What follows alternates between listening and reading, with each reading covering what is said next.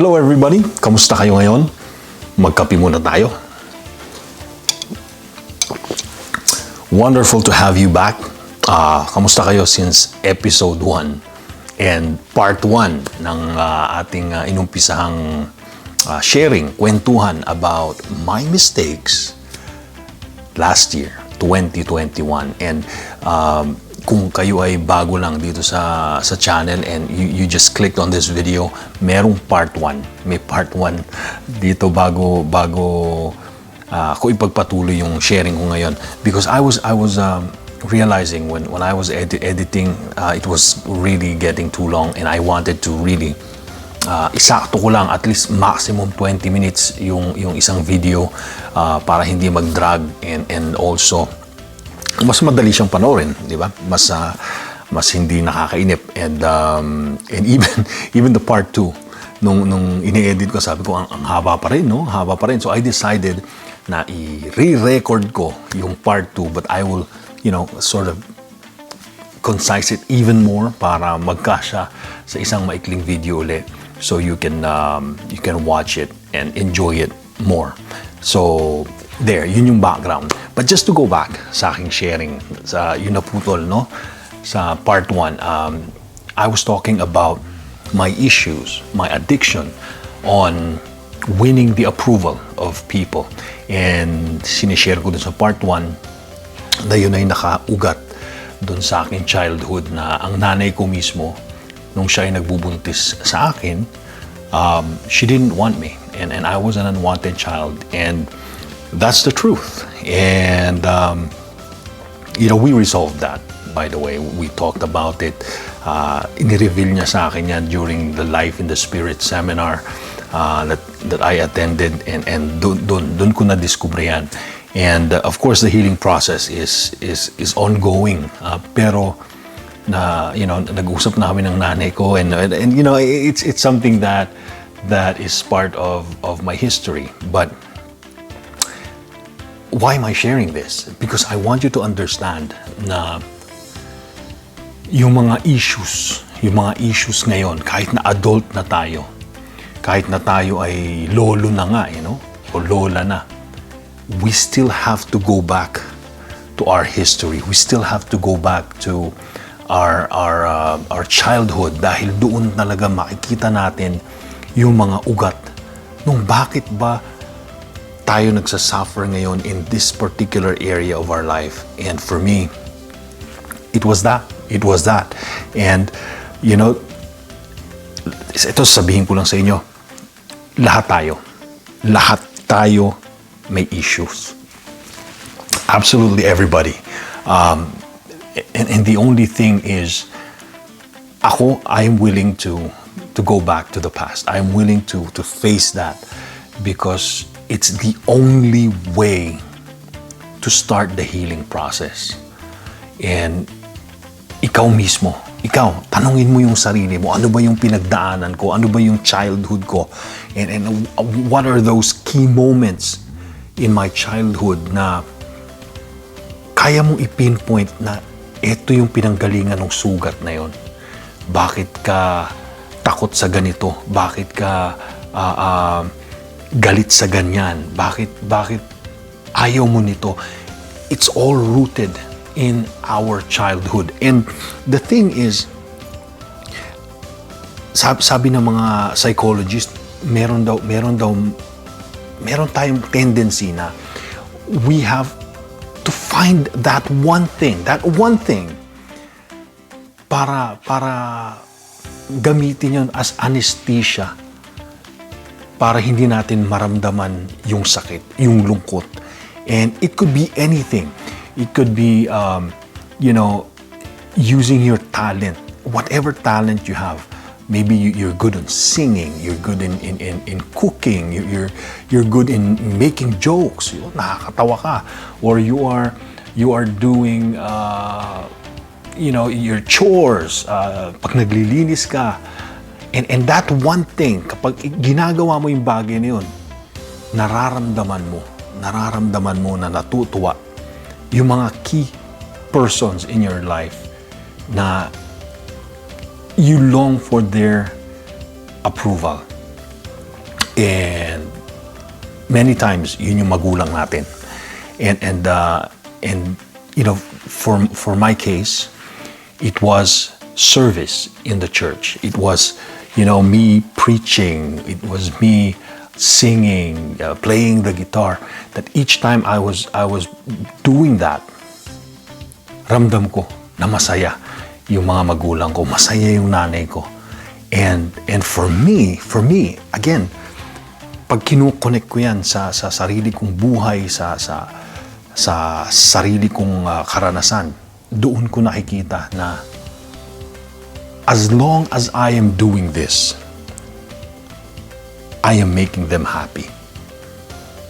And as long as they are happy, I am somebody. You know, that's the irony. I know kung pakikinggan natin parang bakit ganun? But that's how we think. I mean, that's how human beings, you know, sometimes humahanap ng anesthesia to avoid feeling that pain. And you need to ask yourself, ano yung bagay na yun? Maybe magaling ka sa baraha, or maybe magaling ka sa paglilinis, at pag nakikita ka naglilinis ng nanay mo, parang natutuwa siya, and then all of a sudden you develop that yung attitude na kapag ginagawa ko itong bagay na ito, I feel valuable. I feel more special. And it could be as crazy as, you know, yun nga being a joker, or pretending that you're a witch, or kahit anong bagay. Na pag doon sa area na yun ay nagpe-perform ka, and you feel that the eyes of the people, you long yung kanilang yung validation, unti-unti gagamitin mo yan para maging anesthesia. And again, it's not all bad. I'm not saying don't do whatever you're good at dahil meron kang need for validation. We all have that. But we have to be mindful dun sa mga extreme na yung need for validation is greater than the very reason why you should really do what you're doing. Especially kung yan ay tungkol sa service, yan ay tungkol sa pagtulong sa ibang tao.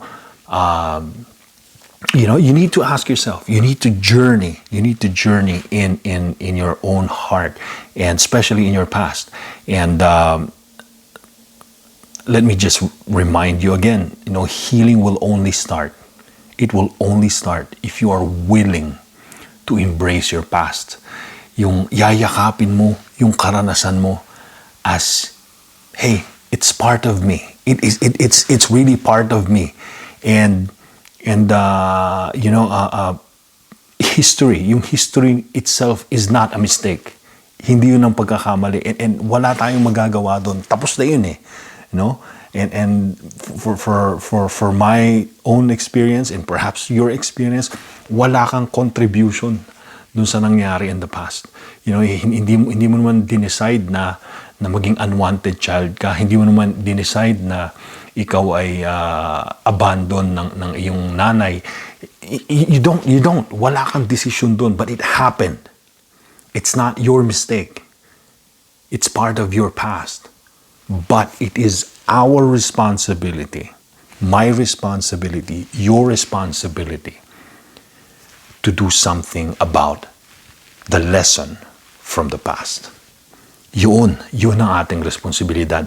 So yung mga sinishare ko about my mother and my addiction for approval, hindi yun yung talagang pagkakamali. Ang pagkakamali ko is, just going back to my real sharing, na ang pagkakamali ko talaga is, for many years, I was pretending I was okay. Yan ang mali. I was saying, it's fine. Yan ang mali. na kahit na galit na ako, I'm okay. Yan ang mali. And I was denying that I was getting affected. Yan ang mali. Yan ang pagkakamali ko. And last year, it crumbled. I could not anymore. I could not. And so there. Yun yung isang bagay na kailangan nating ingatan. Yes, meron tayong history and we cannot do anything about it because it's in the past, and many of the things that happened, wala tayong decision doon. Sila ang nag-decide nun. Okay? It's in the past. Hindi mo na pinili yung magulang mo, hindi mo pinili yung kung saan ka pamilya na ipapanganak. Many of the things are just there. Pero yung dito, yung ngayon, yan ang decision mo. And my mistake was, I was trying to brush it off. No, I'm fine. I'm good. I wasn't. I was suffering inside. I was drowning inside. And yan yung isa kong pagkakamali. Yung pangalawa kong pagkakamali, and I believe it was more severe. I was about to give up. In my mind, I was saying, what's the point? What's the point of doing all this, serving, and what's the point of making all these social media blah blah blah, no, para ma-inspire ang mga tao. What's the point? I mean, what's the point? Nobody cares. And in my heart, I was really starting to listen to what the addiction is trying to tell me, that I am a nobody, that I need the approval of people to be somebody. And yung sakit, yung lungkot, yung feeling of being alone, being left out, being abandoned, being unwanted, was really talagang it was moving and moving, kasi the more I was denying, the more I was feeding my insecurities, my anger, my frustration. Unti-unti pala silang lumalaki, and until I just wanted to believe the lie. Yes, tama. Wala naman pala ako talagang kwenta. I'm just, I'm just this stupid guy trying to do something stupid na nobody cares about, and and all these things that I've been doing for years are just parang baliwala, no? So I was there. Kung napanood nyo yung Star Wars, lalo na yung mga unang palabas na story about Anakin becoming Darth Vader. Naku po, parang ganun yung nararamdaman ko. I was entering the dark side. It was really, I mean, and the thing is, lahat yan nasa loob. Lahat yan nangyayari sa loob, sa puso, sa isip. And I was starting to believe it. I was starting to say, yes, maybe I should just stop it. And that's why for perhaps many months, I actually stopped. Because I was really in a bad season. And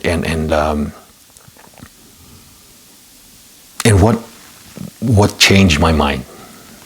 And this is my conclusion. This is my kumbaga positive ending naman, no? Kasi puro parang negative yung mga isinyer ko sa inyo. My sister sa Australia, no? My younger sister, Sheena.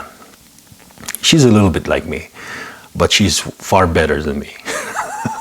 She's very, reflective na tao, and she posts a lot of, you know, inspirations and a lot of yung mga quotes and all of that. And one day she posted something that I read. Now, she doesn't know what was happening to me.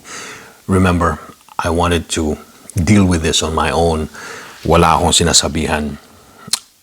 She didn't know. And she posted something that was talagang swak na swak sa nararamdaman ko. And it went something like this. There's so much negativity, so much darkness in the world. And any light you can share, no matter how faint, no matter how tiny, no matter how dim, any light you can share will help someone walk through the darkness. You know, when I read that,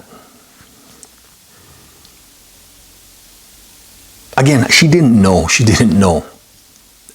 that I needed to read that. But it opened my eyes to the fact that there are so many people like me.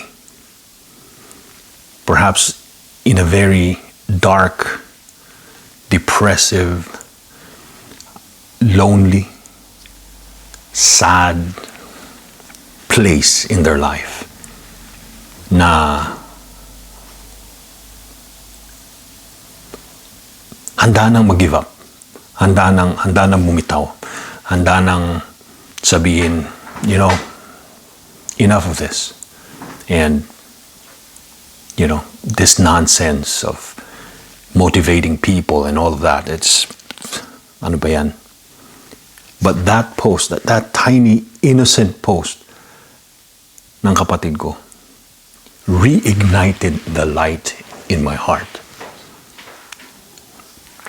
And it was really powerful. It was you know, yung pakiramdam ko na there was coldness in my heart, that all of a sudden I started feeling a faint warmth. Yung unti-unti. And it was because of that innocent post from my sister. And sabi ko sa isip ko, I can't give up. And I have to think of the people who are in the same position as me. Same emotional state. And that's why I came back. That's why I'm posting again. That's why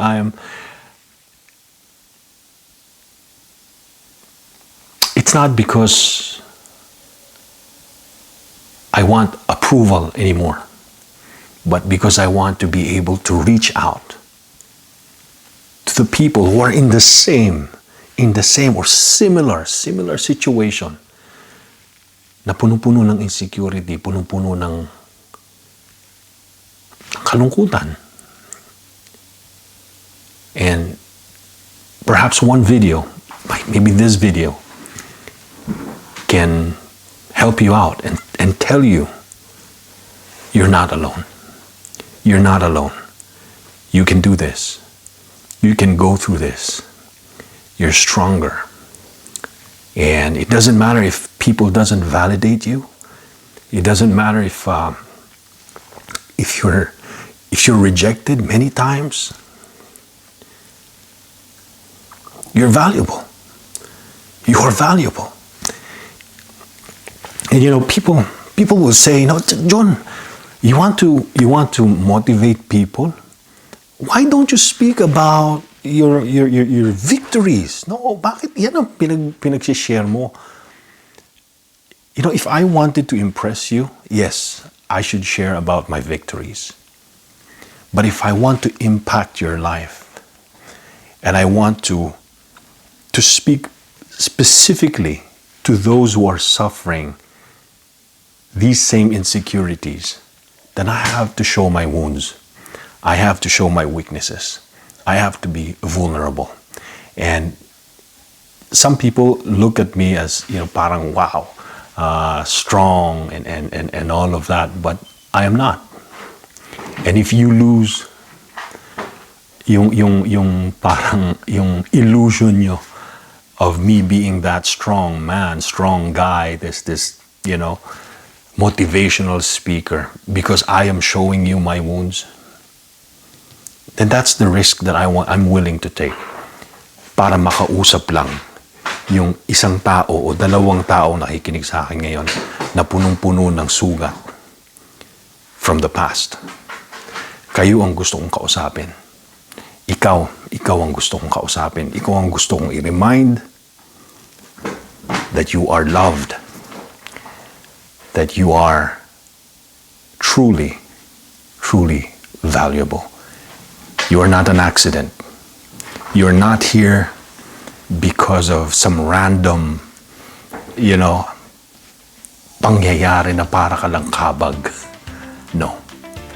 You're here for a reason. You're here to shine. And whatever faint light you can shine, shine, baby. Shine. So there.